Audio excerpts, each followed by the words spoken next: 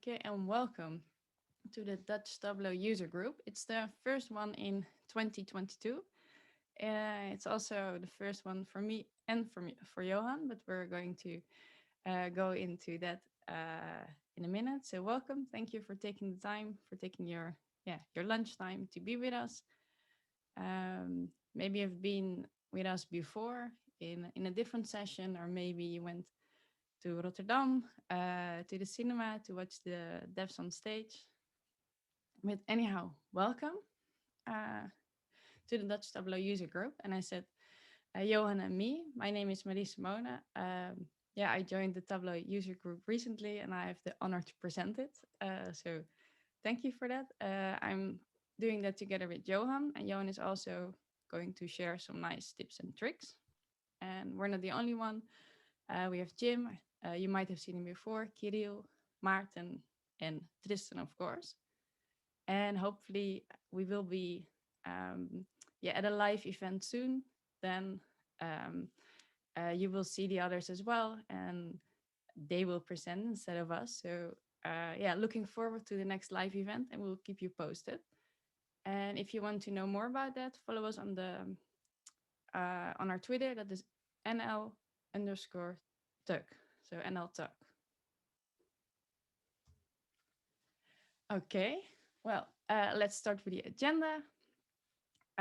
We're now the welcome, and after this, Johan will share something, about tips and tricks you might find very interesting. He said to me, some of these tips people haven't heard before, or it's always good to know and refresh your mind. And of course, also some new features. So that's what we're going to do in a minute. After that, we have the halftime heroes. And they are all about sports data. So they're visualizing a lot of sports data. It's Bibi, Joris, and Lars. And today, they are going to show us a Tableau dashboard about all the historic Olympic Winter Games data. So also looking very forward to that. After that, we have like 10 minutes for questions. Use the Q&A to ask a question. And of course, use the chat to say, hi, where are you from? What's your location? And anything else you would like to say. But if you have a question for the speaker, please use the Q&A. And one thing, the session is being recorded. So of course, if you want to watch it again, you're always welcome to. Or if you're watching this at a later moment, thank you for watching. And now over to you, Johan. Thank you. Hi, I'm Johan de Groot. I'm a Tableau consultant at my own company, Chaos. Since September, I'm also Tableau ambassador for the forums at Tableau. And I've prepared some tips for you, and I prepared them well. So I recorded them in a small movie of 20 minutes. In advance, some apologies. Sometimes it sounds a bit robotic, but please listen to the content and not to the quality of it. So hang on, I'll share my video. If you've got any questions, please let me know in the Q&A.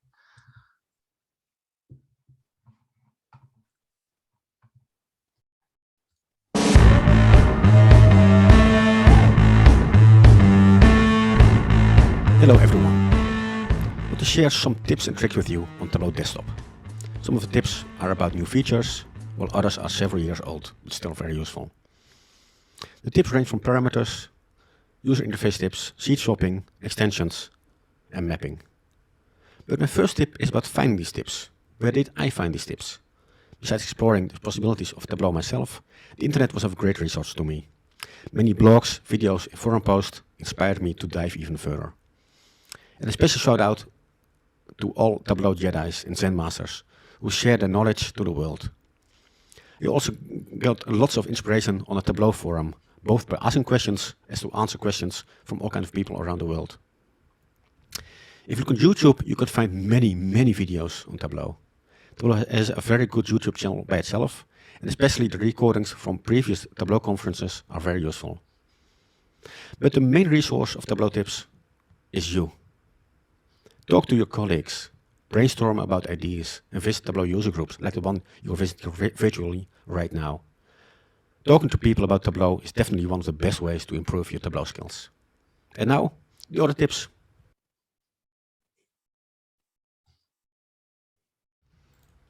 These tips are all about creating top lists. I'll use 3 different ways, all with their own advantages and disadvantages. The Superstore is my example dataset. I want to create a top 10 list of subcategories by sales. The most simple way to create a top 10 list is to put the subcategory dimension on the filter and use the top filter. But often manager doesn't want the top 10, but the top 15. And next week he wants the top 5. Using a parameter can let each user change the top list to their own needs. And this parameter can be configured inside the filter itself.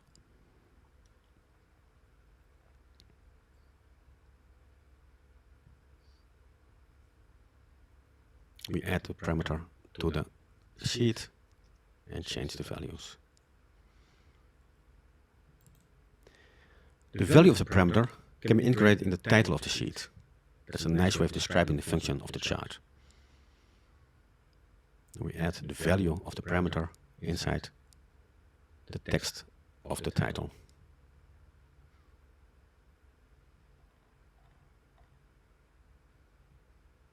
This parameter works well, but if I select the top 21 or top 100, I only get 17 rows. That's because there are only 70 subcategories available right now.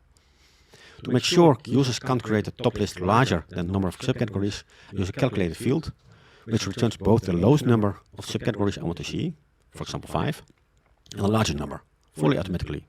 So if a subcategory is added, this number will change. Edit the parameter and use the dynamic parameter option range of values when Workbook opens, and select the field you want to use as your reference. From now on, the user can't create a top list larger than the number of members in the dimension.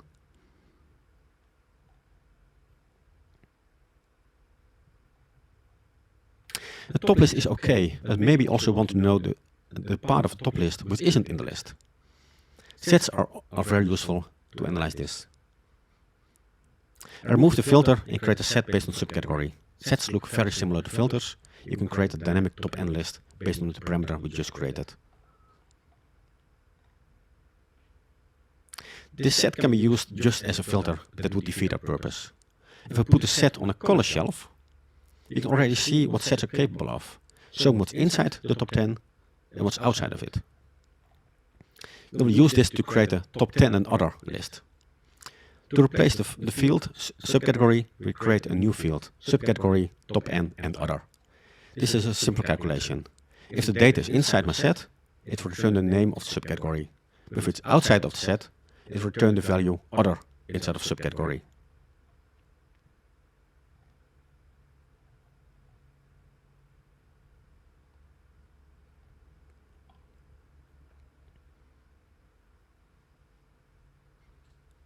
I replace the subcategory field by my new subcategory top n and other field. Look, now I've got only 9 rows left, my top 8, and the value other, which contains all subcategories outside of the top 8. If I sort my rows on sales, the other values appears inside the top list, which can be confusing. Therefore, I use a set again, put it in front of the subcategory list. Now the subcategories which are in the top list show up first, and the ones outside the other are at the bottom. To make it even more clear, I also added the set to the color shelf.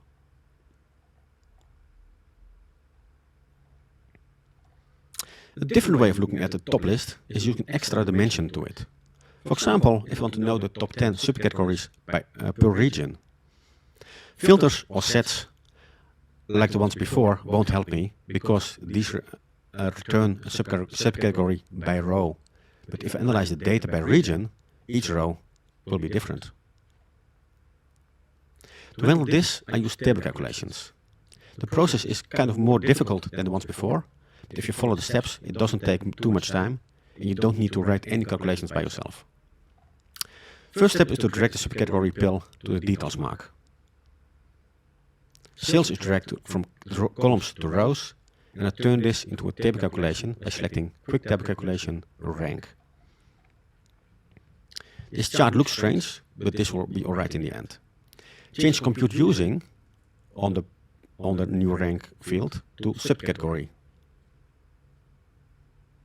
Because we want to rank the sales per region per subcategory, not by table. Change the ranking calculation from continuous to discrete.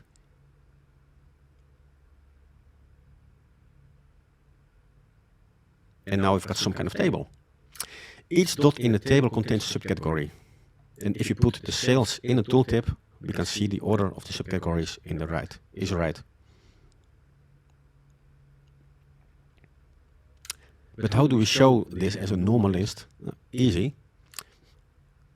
We add the subcategory on the label.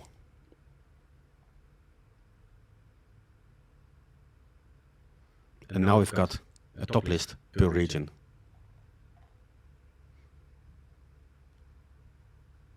You can further enhance the chart by changing the format of the ranking. I like the hash sign in front of the number. And I right align this header.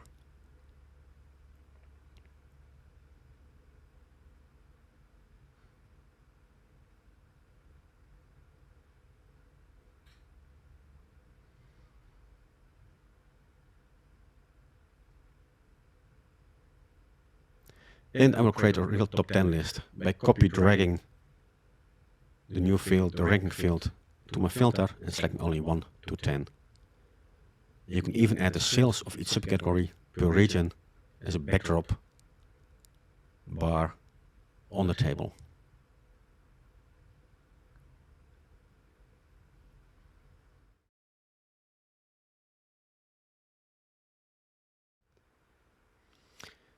The user interface of Google Analytics has one neat feature. You can just click on the spark line to switch the main chart to the selected metric. If I click on sessions, the chart would switch to sessions. Same for page views and all other metrics. Can we do this in Tableau? Yes. Thanks to parameter actions, we can now switch between measures inside the dashboard without too much hassle. I start with a sheet which contains 3 metrics: sessions, page views, and bounce rate. I call this the bound bar from big ass numbers. These are different measures, so they are located on the measure shelf. The measure names are on the columns, and the measure values on the labels. The next step is to create a parameter. This parameter, just called metric, is a string. It doesn't default to anything right now. I also created a calculated field, just containing the value of the parameter. This will be used as a filter later on.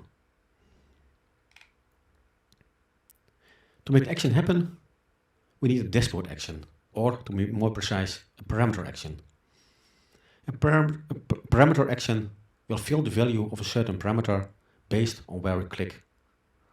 The parameter action is the first time we can do some kind of calculation based on the measure name. When I click on the mark in the band bar, the value of the measure name will be copied to the metric parameter and keep the value when the selection is cleared. On the right, you can see the value of the parameter. It changes when I click on either sessions, page views, or bounce rate to the name of the field.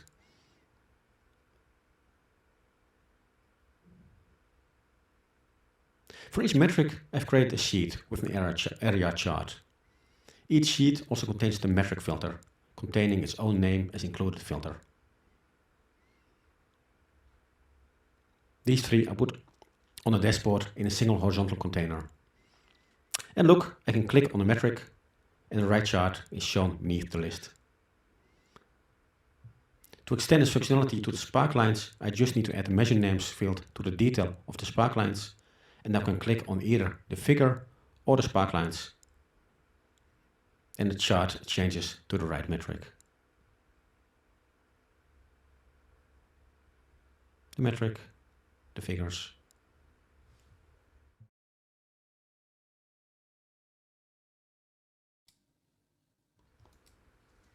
A tip to visualize parameters in a completely different way. If you use the Boolean parameter, that's the true or false, you don't have the option for a space-efficient toggle box or a checkbox, which are common on the internet. The only options are slider, drop-down, or radio buttons. The easiest way to create a much nicer looking toggle is using a Tableau extension. One of the default extensions inside Tableau is the single checkbox parameter.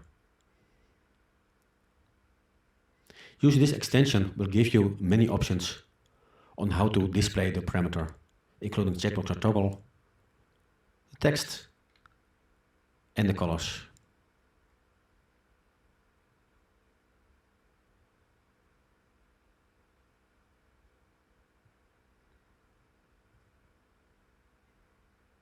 The parameter in the extension will work just the same way as a normal parameter. And I can remove the original parameter from my dashboard. I replaced 4 Boolean parameters by this extension, and personally I like it much better than the old ones.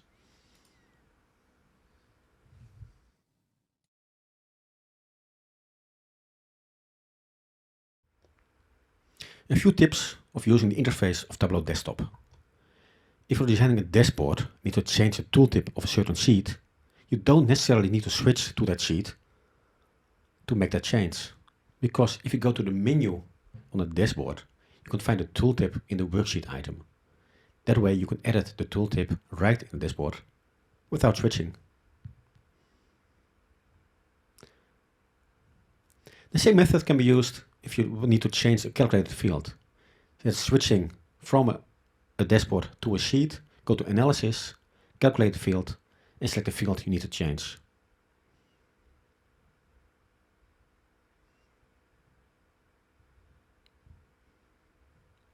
If you want to clean up your workbook, and it's always a good idea, you can hide the sheets which are used in a dashboard.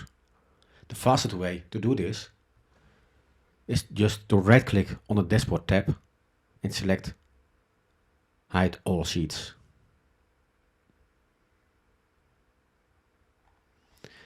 And if you want to hide all sheets from all dashboards and delete all the sheets you don't use on the dashboard, select all the sheets and select Delete/Hide. This will hide all the used sheets and remove the unused ones. And if you want your sheets back again,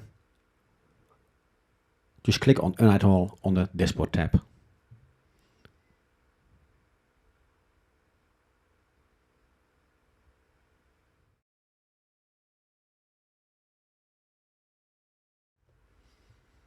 I've got a bundle of tips regarding mapping and spatial data. I've got a dataset which contains rows including latitude and longitude, 2 fields which define where on Earth events took place. The best way to use these fields is to create a spatial point using the makePoint function. This function expects 2 fields, the latitude and the longitude. This new field can be dragged onto the detail marks, and Tableau will automatically show all the data points on the map. However, these points are a single object. You need to tell Tableau which values are unique to each other. In the Accolade dataset, we've got a data field called Data ID, which identifies each different event.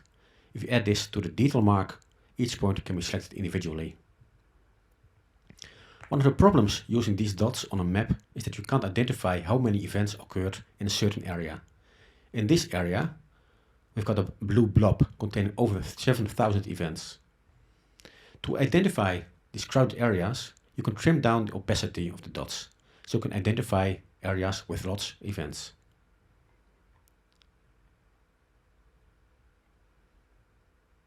An alternative way to look at this data is using the density mark, which is especially made for this purpose. Individual details are lost, but it is very clear which areas contain many events and which don't. Changing the color can make it more dramatic. Both visualizations have their purpose, and we might want to offer the user of the dashboard both options. This can easily be done using a parameter, 2 calculated fields, and a map layers functionality of Tableau. First we create a parameter. I call it detailed heat map, use the data type integer, and want to use a list of values. Value 1 corresponds to detailed, value 2 to heat map. The advantage of using the parameter this way is that I can easily change the name of the labels of a parameter without the need to change the calculations. Next step is to create 2 new fields. One spatial point for the detailed view and one for the heat map. If I set my new parameter to detailed, the event spatial point must be returned. Otherwise, nothing, nil.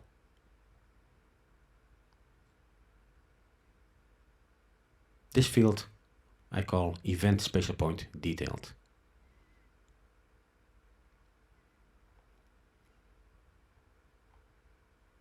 Exactly the same way I create the field event spatial point heat map. With the only difference, it returns the spatial point if the parameter is set to heat map.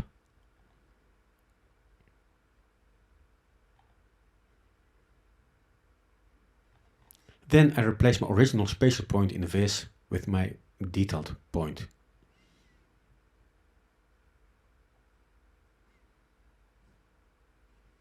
And the next step is dragging the spatial heat map point onto the vis. If you drag it, the map layer dropbox will automatically appear. This is not dual axis, but a map layer, which is much more flexible. I add the data ID on the details and change the vis type to density. And now I'm done. If I change the parameter to heat map, only the points in the heat map layer will appear, and changing it back to detailed will show the individual points.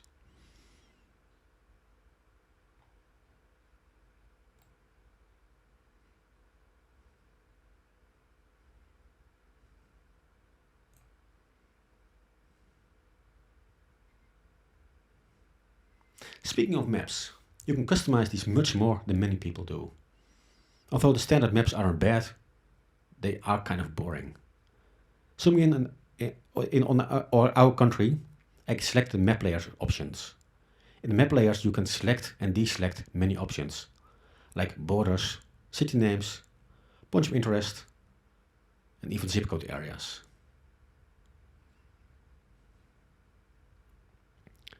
Selecting them all will get you a kind of messy map, and that's probably the reason why Tableau doesn't show these on by default.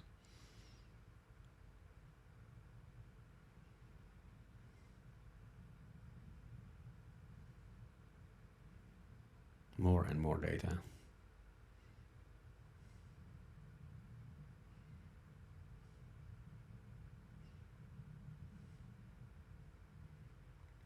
Besides these layers, you can change the look and feel of a map even more. On top of the options you see the style drop-down, default on light. Changing this to normal will get the map some more color, and changing it to dark will remove all colors and create a stylish black map.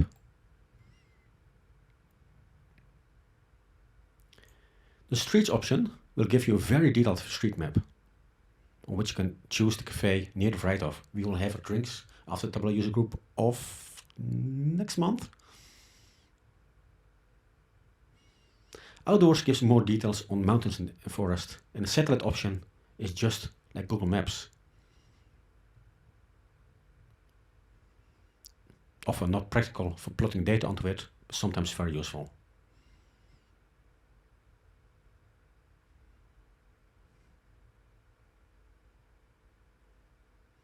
And if you want even more flexibility, you can create your own maps. One of the major map providers in the world is Mapbox. You can create a free account which can handle, I think, 50,000 views per month. Using it is not extremely easy, but it's mainly because of all the options it provides. You can define about each color, font size, different text, and these all on different kind of zoom levels. Whenever you're ready, you can publish the map and use the integration URL to use your newly made map inside of Tableau. Copy the URL from Mapbox. We switch over to Tableau desktop. In the menu select Map, Background Maps, add Mapbox map. Give your map style an inspiring name.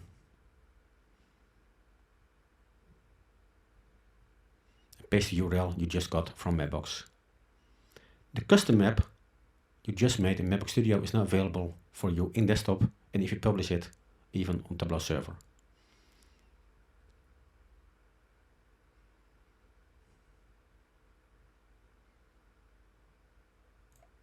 So from now on, have a look at the different map styles. You can choose one of the 6 default styles.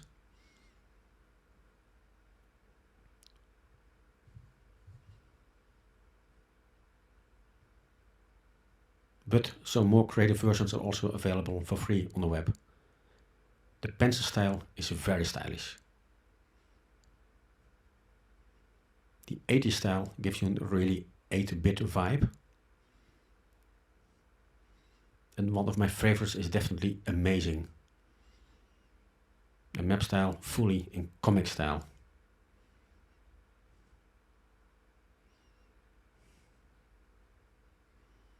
And use these styles according to your theme. An ice cold theme might be appropriate for visualizing data into the Olympic Village in a couple of weeks.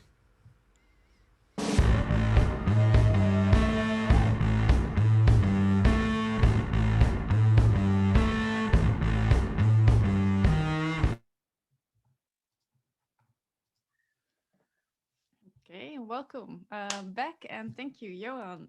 Nice tips. And it's good to end with the best thing, right? With the maps, because who doesn't love maps? And I saw a nice 80s one and the one with the Spider-Man. Yeah, very nice. Regarding the time, let's go on to our halftime heroes. Let's go over to Lars, Joris, and Bibi. I will stop sharing so you can share your screen and take over the stage. Working at the Information Lab, we were only with 7 consultants, and that's 2.5 years ago. And by now we've more than doubled this number. And so last year, Joris and Lars joined the Information Lab. And we soon discovered that all 3 of us really like sports and like to work with sports data. So let's go to the next slide, please. We decided to combine our efforts and create halftime heroes. And yeah, basically start to do sports data projects with the 3 of us and build visualizations and yeah, put this all on our shared account of Halftime Heroes. So this is if you're interested in sports data, this is a really nice place where you can find some inspiration and well, a little bit of community. That's a little bit about us. I will give the word to Joris now to take you on our 10 steps dashboarding journey. Yeah, thank you, Bibi. Hi, everyone. So today we're going to talk about the Winter Olympics, like, well, you said in during the introduction. A little bit of background: when we founded Halftime Heroes, we came in contact with a data partner, and that allowed us to get our hands on all Winter Olympics data of all historic events of the Winter Olympics. And then Marise invited us as well to speak at the Tableau user group, which is really nice. So thanks, Marise, for that. And we thought, okay, what do we want to actually present? Are we going to just show them the dashboards, or are we going to do some things differently? And we think we have a nice approach for you today. I think historically, also when I started using Tableau, the process looked a little bit like, first I had the data, I would sort it, arrange it, and then I would present it visually. And my idea was always, okay, so people can explore the data themselves. But then I came across this image, but also across some great resources. And actually the final step is, I think, a really nice one, where you really take someone that uses your dashboard by the hand and guide them through a nice story. So our goal when we got the Olympics data was really to start creating dashboards that tell a story rather than just present the data visually. And today we created a 10-step guide on how we did this for the Olympics data, and we're going to share it with you. Please note that this is our own view. So these are our own 10 steps that we followed, and it's not necessarily the best way. So we're also really curious on how you would approach this, and maybe it's different from our approach. So let's get into it. The first step, of course, is data. And I think that for us, this was the starting point. So we through GraceNote, that's the company that provides the data, we got the opportunity to get all historic data for the Olympics. And it was actually a really nice approach that we first started with the data instead of first coming up with a topic and then looking for the data. Because we realized, Lars and me made a dashboard about Messi versus Ronaldo a couple of weeks back. And we first had the ID, but not the data. We went looking for the data, but it turned out to be really complicated. So we think it's best to take your data as a starting point rather than the other way around. We're also really curious what you think about this. But for us, it all started with the data. The second step we did was we went looking for inspiration. So what's out there already? There's a lot of people, of course, in the Tableau community that make great stuff. But also even outside of the Tableau community, there's people that make great data visualizations. For example, New York Times, Washington Post, they make great stuff. So we just went looking for stuff that's already there to find some inspiration on how we could create cool dashboards and stories as well. So these are a few examples here on the slide that you can see. Then the first step was, after we had all this inspiration, then we started brainstorming, okay, what topics did we see? What topics do we think are interesting? What topics can we make a nice story around? And then I actually came up with the idea, just to give you an example, for we made multiple dashboards. And one of them, I came up with this idea because I read this last summer. This is a news article about Dutch cyclist Mathieu van der Poel. He was competing in the Tour de France, and then on one of the days he got off his bike in the Tour de France. He flew to Japan, so from France to Japan, and then a couple of days later he already had the Olympic game. And I was wondering, okay, doesn't this impact maybe the athletes, that they have to travel that far and they don't really rest in between? So I came up with the question, okay, maybe there's a relationship between the distance that the athletes need to travel and the results that they get. So that for me was the starting point of one of the dashboards, just to give you an idea how this brainstorming goes. So the next step after you have this, this brainstorm session for us was, okay, ask yourself questions. What are you trying to explain? What is your topic? What's the goals you want to reach? But also, what research questions can you think of so that you really approach this like a little bit of a research? So like you can see here on the right, I made some questions, some main question and sub questions that actually give me a little bit more direction for my story. So well, you can read them here yourselves. On to the next step, which is representation. After I had this research questions, or we had this research questions, we started thinking of ways, how can we now visualize these questions? Of course, you want to answer them, but you want to answer them visually as well. So a thing that helped us really is this overview that you see. There's also one on Tableau Public made by a colleague of ours, Andy Kriebel. Maybe you've seen it before. I favorite it because I use it a lot. What you can do is you can check, okay, what question am I answering? Maybe I'm answering a change over time type of question. I can select it, and I can even get some more inspiration on different visual graphs that I can use to visualize change over time. So that for us was the next step. Let's go back here. So after that, and yeah, notice that we already had 5 steps without even really touching the data. We just knew what data we had, but we didn't work with it yet. So we just did research into, okay, what questions do we want to answer? How can we visualize that? And then finally, step 6 was loading the data into Tableau Prep to see what we got, to do some pre-processing, see what columns we have, all that sort of stuff. I'm gonna take a sip of water.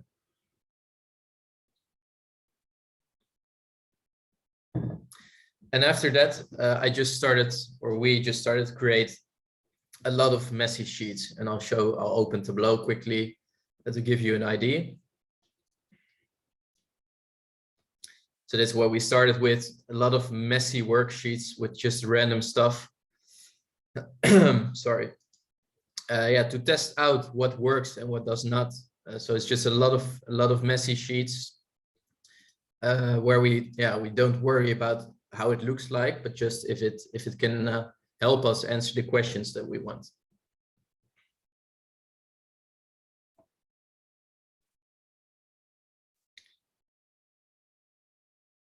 So it's always a bit of a challenge to get back to my presentation somehow. There it is.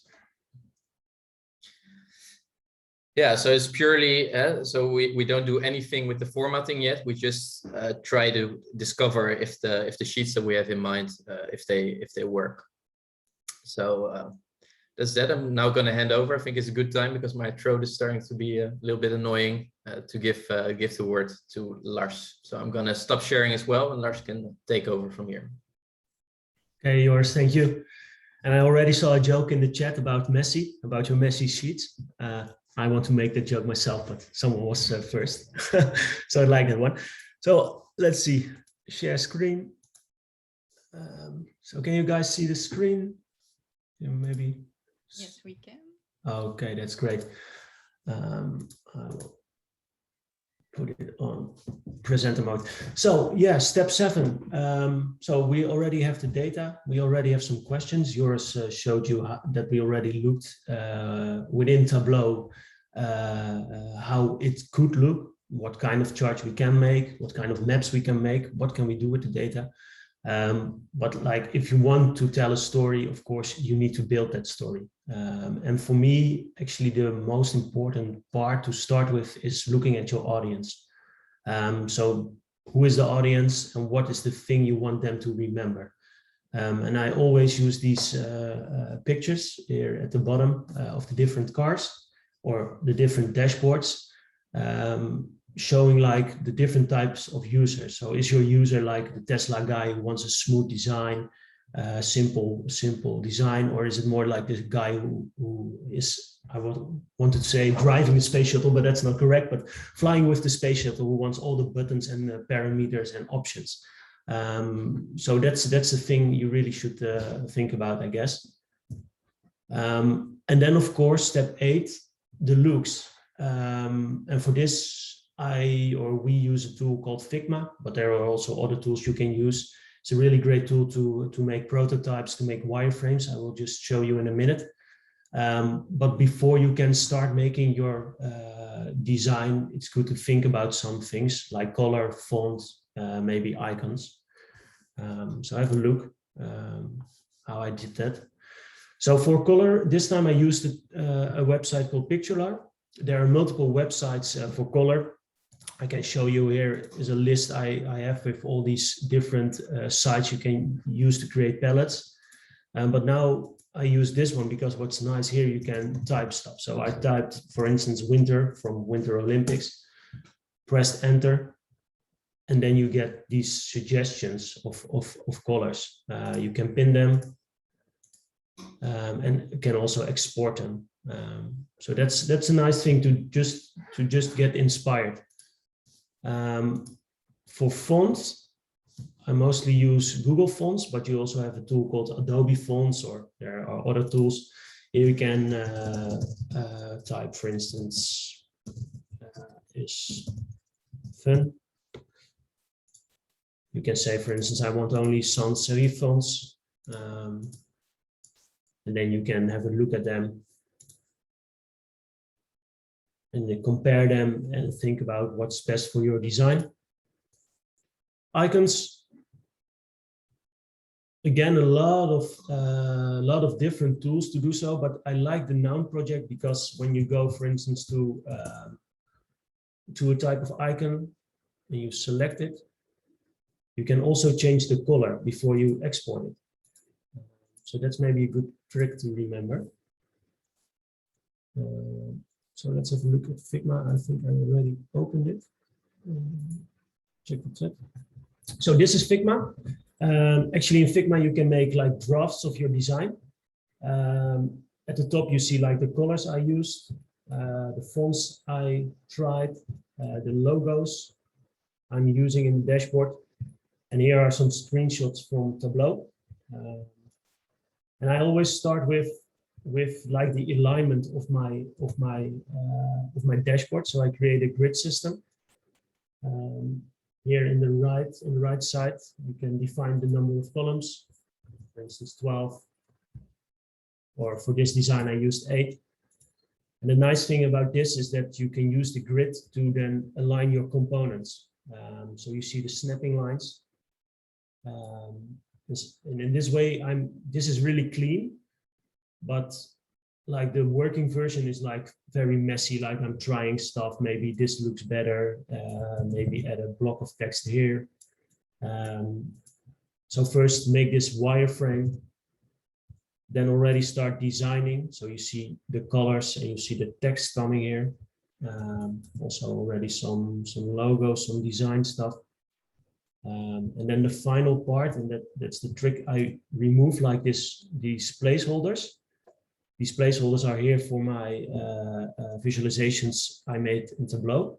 So for instance, this one. So let's copy it. So I use this placeholder. I remove the placeholder, and then you can easily export. So you can export this as a PNG or a scalable vector. And you can use this within Tableau. And that's actually the last step of, or not the last step, but it's the last step within designing in Tableau. It's like doing the formatting. So Joris already showed you the messy sheets. So not the Ronaldo sheet, but the messy sheets. And the final step is to make them a little bit less messy. And you can think about a lot of things. So here's the dashboard I made. Behind there is like this image I made in Figma. I just showed you. If you remove it, you see actually this is only what you see now is the things I really made within Tableau. But what's important to do is think about your formatting. So do you want, for instance, show the axes, or do you want to remove it? How do you want to show the tooltips? In this case, I removed all the tooltips. How do you want to show the numbers? Do you need to round them, or do you need to change them? What colors do you want to use? Maybe you are going to use the Tableau palette, or you're going to use the palette you created yourself. In this case, I created this palette myself. And all these formatting options are really important to think about. And I think a good tip is I always start like formatting on the highest level, so on workbook level. So by doing this on workbook level, I'm sure I don't have different fonts in my design. So that's a small tip to show.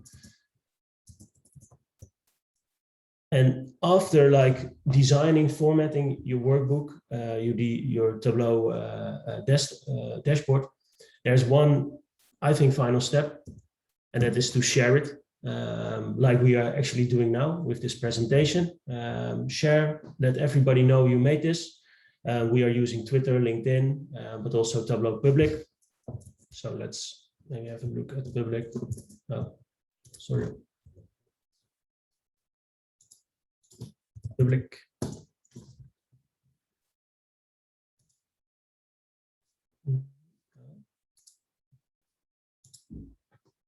So on this page, we are sharing our visualizations, and we are just started with this Halftime Heroes project. So we are putting new stuff on here, but yeah, I think if you will follow us in the coming weeks, so the Olympics starts at the 4th of February, we will post all our dashboards here. And hopefully you will like them and maybe share them as well. And actually that was already the last slide. So like Joris said, if you have any questions or you think, okay, this step should be there, or you're missing a step, please let us know in the chat, or maybe in the Q&A. Is it possible to have a closer look at the dashboard, because it went a bit fast? Yeah. You showed all the steps, and it's also good to have a good look at the end result. Yeah, so we actually made multiple dashboards. So this is just one of them. I think Joris made 3, Bibi made also 1 or 2 dashboards. Yeah, so this is actually one, but I can, of course, show it in more detail. Oh, Yes, and if there are other questions for halftime heroes, please drop them in the Q&A. Then we can have a look at the questions as well. Yeah. should I check the Q&A first? At the moment, all the questions are answered, so Okay, cool. you can show the dashboard. Yeah, so this dashboard actually, for me, it was more about designing, like learning how to do it with Figma. Okay. But what I wanted to do was to check whether there is an effect when or if your birthday has an effect on the chances of winning. So I know in some sports it matters that if you are born in January, you have a better chance of getting into the highest level of sport. So I made this dashboard for myself to check all those different sports within the Winter Olympics. And then you can filter, for instance, we as Dutch people, we like speed skating. Yes. And I can look at the Netherlands.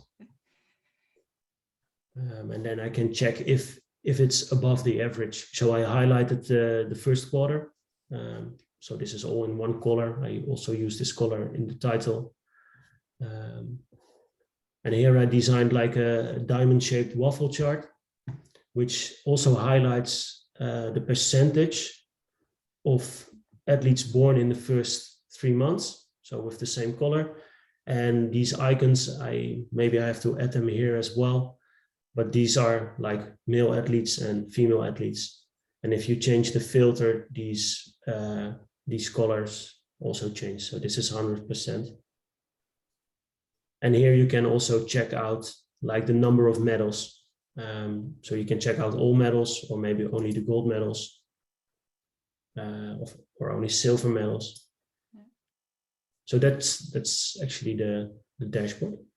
Looks cool. And was there a winner or a specific sport that you saw that has the that your birthday month indeed did matter, or is it a bit too soon to really say that? It's a bit soon, but I know from like team sports, it's more important. So for instance, ice hockey, you can see like the line is actually like there is a trend. But I found it interesting when I looked at snowboarding, for instance, that it looks the other way around. So it depends on the sport and how the selection goes, I guess. But I have to figure it out. So that's why we make those dashboards to answer those questions. It looks very beautiful indeed. Thank you. You're welcome. It's very insightful to see, to see the steps, how you come there, and the one with the wire. I hadn't seen it before, but it's a very good idea to indeed use those placeholders and to not only like sketch it on a paper, but already to see what your end result looks like. So I thought it was a very cool addition, and I saw that you also had some a list with resources. And are you maybe willing to share them, that we can send an email to people that I'm thinking about writing a blog post about like all those. I'm collecting them here for myself. So that's even like then we can also share that, but those are cool resources. I will definitely share them. Not today, but somewhere this month. No worries. And of course, it's also interesting to see the other dashboards you're creating, and maybe who's going to win. Maybe we can like bet on those sports somewhere. No, I don't bet, but you could do it maybe. And this is one Joris made, for instance. This is also a nice one. Maybe Joris, do you want to say something about this one as well? Yeah, sure. I think we still have some time, and since there are no questions, we can go through this one. These are all sneak peeks, so they're not on Tableau public yet. They're still blocked for the great public, so only we can see them. So this exclusive preview for you guys, and in the coming weeks we will publish them. But this dashboard is about the age distribution during the Winter Olympics. So at the top, you can see the average ages, the maximum ages and the minimum ages per edition of the Olympics. You can already see there's I think it's 1924. There's a Swedish guy that competed there was 58. No. Okay. Oh, not sure what happened there. Oh, it's on the screen. So you see, he's pretty old, but he even won a medal. So that's pretty cool. And then we can also see the minimum ages. And well, you can see there's a couple of editions that even people from 11 years old already are competing. So that's pretty young. Yeah. Then if we go down one visualization, what's also interesting to see is that if you take the age range from 11 years old to 20 years old, so that's the top graph, we can see that a bigger share of those are female. So that's the dark blue colors, female. And if we take a look at the 10 oldest ages, so from 48 to 58, then it's mostly male athletes that are still competing. So it looked like the female athletes were starting at an earlier age, and then the male athletes finished at a later age. But it's actually really small numbers that are competing. So it's sometimes for 58 years old is, for example, one athlete. So it's probably just due to chance. And then on the bottom, we have another graph with the minimum, average, and maximum age per sport. And what we can see is that Lars's favorite sport, curling, has on average, the highest age of contesters. And also the Swedish guy we saw before, he won a medal with curling. So you can still play that at a pretty late age.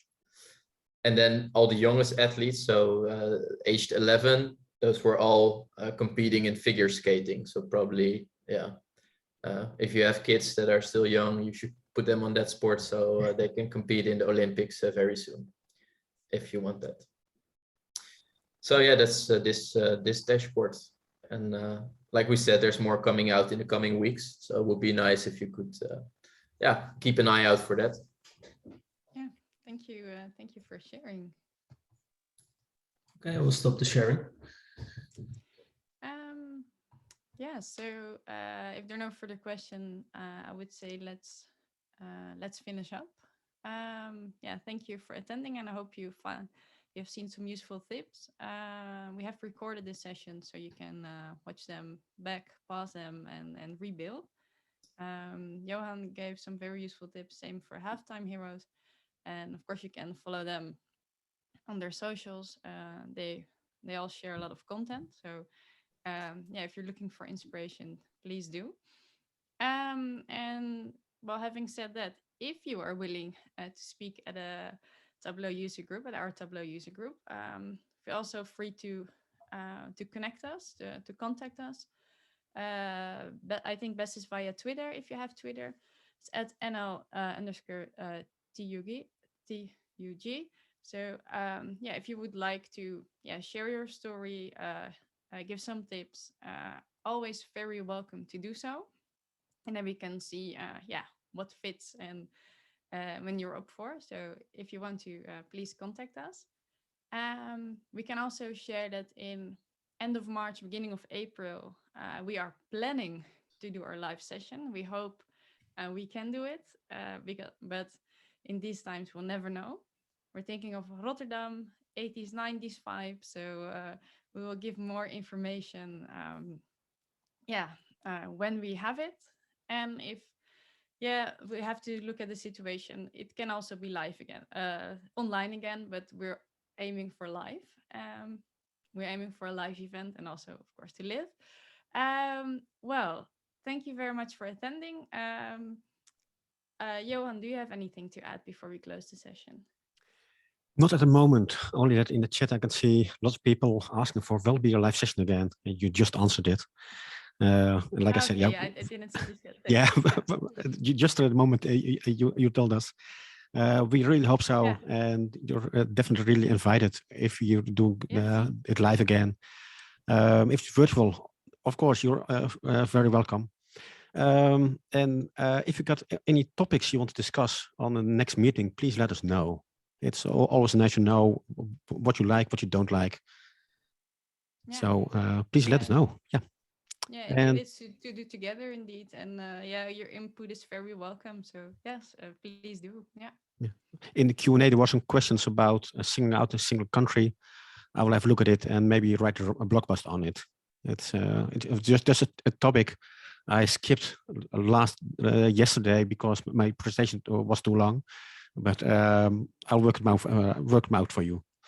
That's nice. Thank you, Johan. I hear a lot of nice blog posts coming out. And yes, thank you for attending. And then I will close the session. And I hope I will all see you in person in the next event. So thank you and see you soon. Thank you all. Bye-bye.